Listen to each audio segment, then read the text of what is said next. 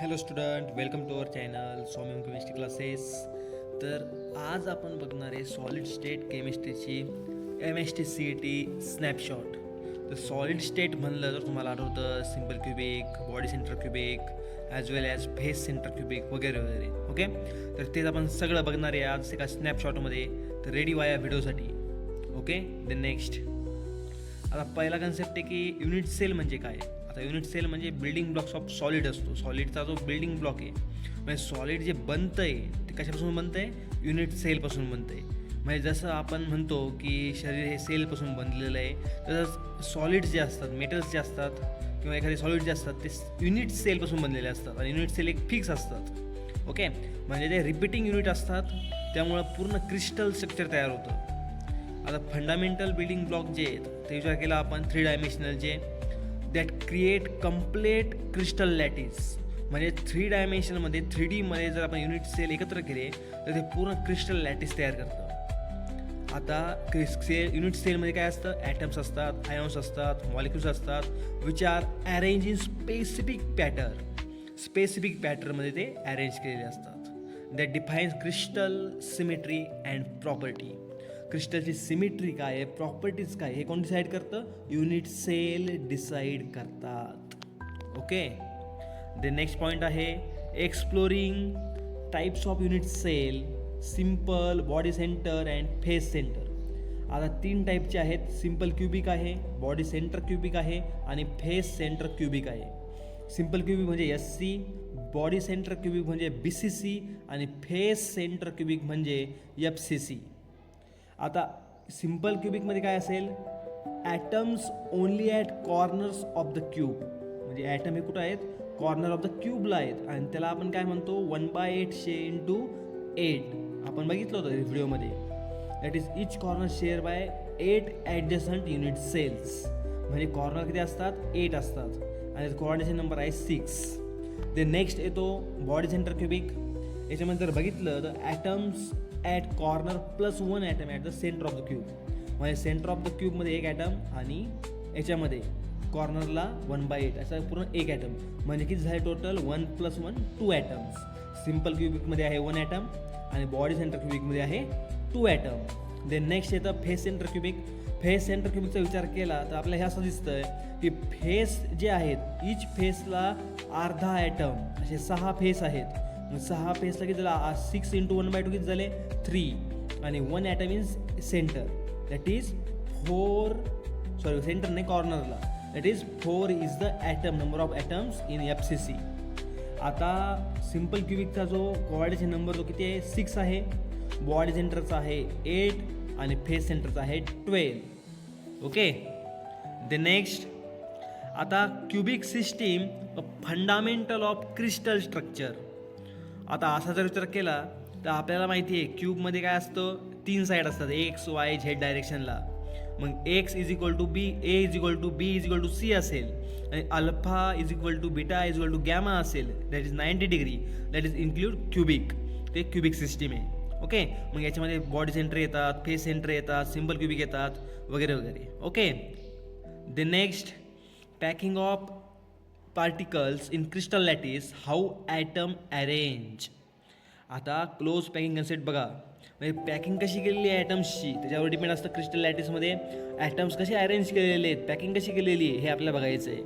मग atoms arrange themselves in the most efficient way to minimise empty spaces. म्हणजे ज्या रिकाम्या जागा आहेत त्या कमीत कमी राहाव्यात असं ॲटमचं स्ट्रक्चर तयार केलेलं असतं. आता सॉलिड जर म्हणतं मोर डेन्स आहे, म्हणजे मोर डेन्स असेल म्हणजे काय? त्याच्यामध्ये पोकळी जी आहे, स्पेस जी एकदम कमी असणार. आणि ज्याची डेन्सिटी जास्त आहे त्याची स्पेस कमी असेल आणि ज्याची डेन्सिटी कमी आहे त्याचं स्पेस जास्त असेल. आता तुम्हाला एक सांगतो, एक गोष्ट याच्यातून निघते की ज्यावेळेस राम सेतू बनवला गेला होता त्यावेळेस दगड वापरले गेले होते, सॉलिड्स वापरले गेले होते, त्यांच्यामध्ये स्पेस जास्त होती, डेन्सिटी त्यांची कमी होती. का कमी होती? त्या युनिट सेलमध्ये स्पेस जास्त होती. आता आपल्याला वाटतं की पाण्यावर दगड तरंगतोय, पण तो कसं तरंगतोय? तो सायन्स आहे त्याच्यामागं. कारण की जर डेन्सिटी कमी असेल तर तो तरंगणार, डेन्सिटी जास्त असेल तो बुडणार. मग त्या ठिकाणचे दगड वापरले गेले होते त्या ठिकाणी जे डेन्सिटी दगडाची ती खूप कमी होती, त्यामुळे तरंगले आणि रामसेतू तयार झाला. झाली एक गोष्ट. त्यानुसार आता बघूयात आपण how atoms R arrange.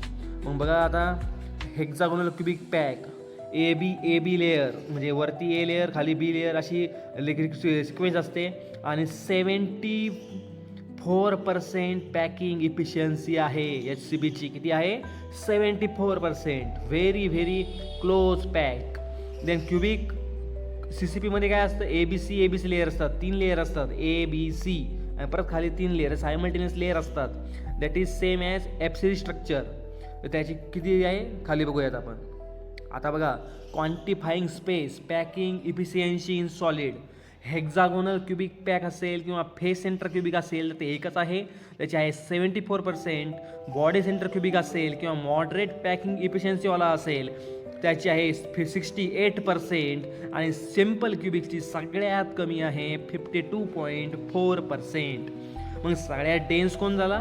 Face centre cubic is सगळ्यात डेन्स. आणि सगळ्यात कमी डेन्स कोण झाला? 52.4% वाला सिम्पल क्युबिक. आता बघा इथे खाली एक महत्त्वाची सेंटेन्स दिलेलं आहे. Packing efficiency is calculated as a percentage of total space filled by spares. It's determined by the ratio of volume occupied by atoms to the volume of the cell multiply by 100. म्हणजे काय आहे? एक ratio घेतला आहे त्यांनी. कशाचा ratio घेतलेला आहे? Volume occupied by the atom आणि volume of the unit cell. बरोबर? म्हणजे व्हॉल्यूम ऑक्युपाईड बाय ॲटमनी किती व्हॅल्यू ऑक्युपाईड केलेला आहे आणि त्याला डिवाईड केलं आपण volume of total unit cell आणि त्याला मल्टिप्लाय केलं 100ने. आता जर 100% पाहिजे असेल, 100% पूर्ण जागा पॅक केली पाहिजे, पण तर शक्य नाही आहे. तर किती आहे? 52.4, 68 आणि 74. लक्षात ठेवायला सोपं आहे. 52, 68, 74. जसं आपण मोबाईल नंबर पाठ करतो तसं हे नंबर तुम्ही पाठ करा, याच्यावर डायरेक्ट क्वेश्चन येत असतो. ओके. द नेक्स्ट आता imperfection defines properties. Introduction to crystal defect. मग पॉईंट डिफेक्ट आहे missing of extra atoms at specific lattice point. मग जर विचार केला आपण पॉईंट डिफेक्टचा तर त्यात काय आहे? Missing or extra atoms at specific lattice point. Specific lattice पॉईंटला जर मिसिंग असेल ॲटम, एक्स्ट्रा ॲटम असेल किंवा एखादा ॲटम मिसिंग असेल तर तो पॉईंट डिफेक्ट आहे. डिसलोकेशन असेल तर लाईन डिफेक्ट आहे आणि इरेग्युलरिटी असेल तर प्लेनार डिफेक्ट आहे. मग आपल्या CETच्या लेवलला, बोर्डच्या लेवलला आपल्याला फक्त पॉईंट डिफेक्ट्सच दिलेले आहेत, त्याचा स्टडी करूयात. द नेक्स्ट आहे बँड थेरी. आता बँड थेरी सगळ्यात महत्त्वाची आहे. आपण जर सॉलिड क्रिस्टलमध्ये पाहिलं म्हणजे मेटलिक क्रिस्टलमध्ये पाहिलं तर इलेक्ट्रिकल कंडक्टिव्हिटी असते. म्हणजे आपण काय म्हणतो? Solids or metals are good conductor of heat and electricity. जर याचा विचार केला तर आपल्याला असं दिसतं की इलेक्ट्रिकल कंडक्टिव्हिटी इन सॉलिड्स ही कशी आहे? जास्त आहे. कोणत्या सॉलिडमध्ये? मेटॅलिक सॉलिडमध्ये. मग त्यामध्ये पण 3 टाईप आहेत. एक कंडक्टर आहे, एक सेमी कंडक्टर आहे आणि एक इन्सुलेटर आहे. मग आता बँड थेरी काय सांगते? तर band theory explains how electrons occupy energy bands in solid. मग बँड थेरी काय सांगते? इलेक्ट्रॉन्स कसं एनर्जी बँड सॉलिड ऑक्युपाय करतं, इलेक्ट्रॉन्स ऑक्युपाय करतं सॉलिड एनर्जी बँड्समध्ये सॉलिडमध्ये. तसेच the valence band contains electrons bound to atom. मग व्हॅलन्स बँड जे असतील ते इलेक्ट्रॉन बाउंड टू ॲटम आहे ते पण डिसाईड करतं. While conduction band contains mobile electron. आता ही सगळ्यात महत्त्वाची कन्सेप्ट आहे. मोबाईल इलेक्ट्रॉन म्हणजे काय? आता क्रिस्टलमध्ये आपण जर मेटॅलिक क्रिस्टलमध्ये बघितलं तर सी ऑफ इलेक्ट्रॉन असतात. इलेक्ट्रॉन्सची कमी नसते, इलेक्ट्रॉन्स खूप जास्त असतात. मोबाईल इलेक्ट्रॉन्स म्हणजे फ्री इलेक्ट्रॉन्स. मग हे फ्री इलेक्ट्रॉन्स जर जास्त असतील तर त्याचा फायदा काय होईल? त्याचा फायदा असा होईल की त्या ठिकाणी कंडक्शन बँडमध्ये इलेक्ट्रिसिटी ट्रान्सफर होईल. कोणाच्या प्रेझेन्समध्ये? मोबाईल इलेक्ट्रॉनच्या. मग जर मोबाईल इलेक्ट्रॉन जास्त असतील तर बँड गॅप कसा असेल? कमी असेल. आणि बँड गॅप जर जास्त असेल तर मोबाईल इलेक्ट्रॉन कमी असतील. हे आपण पुढं समजूयात. मग कंडक्टर म्हणजे काय? No band gap, electron move freely. Conductor जे असेल तर बँड गॅप नसतोच, इलेक्ट्रॉन एकदम फ्रीली मूव्ह होतात. आणि सेकंड आहे सेमी कंडक्टर. तर सेमी कंडक्टरमध्ये काय असतं माहिती आहे तुम्हाला? एकदम बँड गॅप एकदम स्मॉल असतो. Conductivity increases with temperature. Temperature वाढलं तर गॅप, स्मॉल बँडचा गॅप जो असतो तो कमी होत जातो सेमी कंडक्टरमध्ये. आणि इन्सुलेटर जे आहे ते लार्ज बँड गॅप असतो, नो कंडक्टिव्हिटी. म्हणजे इन्सुलेटरमध्ये बँड गॅप एवढा मोठा असतो की इलेक्ट्रॉन्सला मूव्ह व्हायला जागाच भेटत नाही, म्हणजे त्या ठिकाणी कंडक्टिव्हिटी नसते. द नेक्स्ट आता मॅग्नेटिक प्रॉपर्टी. महत्त्वाचा पॉईंट आहे डायमॅग्नेटिक, पॅरामॅग्नेटिक आणि फेरोमॅग्नेटिक. मग डायमॅग्नेटिक काय आहे, weakly repel by magnetic field, no unpaired electrons. पॅरामॅग्नेटिकमध्ये आहे weakly attracted contains unpaired electrons, आणि फेरोमॅग्नेटिकमध्ये आहे strongly attracted permanent magnetic align domains. Okay, तर हे समजलं आहे. तर डायमॅग्नेटिक म्हणजे काय, सगळ्यात जास्त रिपेल झालं, विकली रिपेल झालेलं मॅग्नेटिक फील्ड. पॅरामॅग्नेटिक म्हणजे काय, विकली अट्रॅक्टेड, आणि फेरोमॅग्नेटिक म्हणजे काय, स्ट्रॉंगली अट्रॅक्टेड. याचं उदाहरण देतो मी. फेरोमॅग्नेटिकमध्ये येतो फेरस म्हणजे आयर्न येतो, ज्यात सगळ्यात जास्त मॅग्नेटिक प्रॉपर्टी सगळ्यात जास्त अट्रॅक्ट होतो मॅग्नेटकडं. आणि पॅरामॅग्नेटिकमध्ये जर बघितलं आपण तर आपल्याला तिथे येतो कॉपर वगैरे येतात, ऑक्सिजन पण येतो. आणि डायमॅग्नेटिक म्हणजे काय, रिपेल, ते तिथं अनपेड इलेक्ट्रॉन नसतात, त्यामुळे अनपेड इलेक्ट्रॉन नसल्या कारणामुळे तिथं इलेक्ट्रिक आपलं मॅग्नेटिक प्रॉपर्टी दाखवत नाही. मग फेरोमॅग्नेटिकमध्ये काय असतं, परमनंट मॅग्नेटिझम असतं, अलाइन डोमेन्स असतात. पॅरामॅग्नेटिकमध्ये असतात अनपेड इलेक्ट्रॉन्स, आणि डायमॅग्नेटिकमध्ये असतात नो अनपेड इलेक्ट्रॉन. ओके, त्याचा की टेक पॉईंट काय याच्यात बघा, नेमकं MST CETच्या एक्झामला फोकस असून आपण काय घेतलं पाहिजे. याच्यामध्ये येतं master unit cell types, FCC, BCC आणि SC, कॅल्क्युलेटिंग पॅकिंग इफिशियन्सी, हे तुम्हाला जमलं पाहिजे. अंडरस्टँड क्रिस्टल डिफेक्ट, हा नंबर 3चा पॉईंट आहे.